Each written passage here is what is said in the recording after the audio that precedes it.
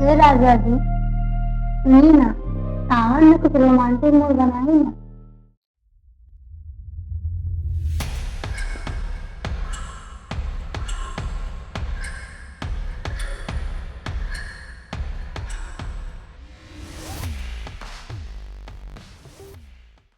पहले ही बतावा पिछले साल तो रोमांटिक बोल बोल के हमसे बकरी चरवाए रहा। शाबाश कौन रोमांटिक से कम रहा।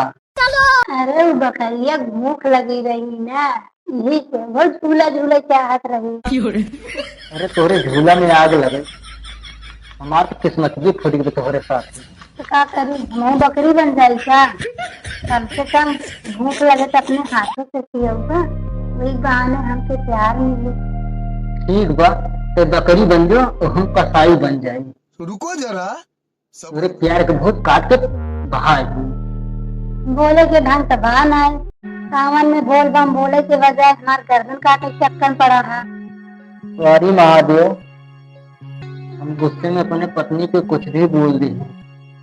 जितना बुद्धिया रहे उतना ही करना है। चला कुल छोड़ा, कांवर की तैयारी करा, कांवर लेके चलल जाई बाबा बैजनाथ काशीनाथ विश्वनाथ वो अपने कौशली धाम चलल जाई और सब जने मिल के बोलल जाई कैसे बोल बा बोल कवरिया बोल बम बोल बम बोल।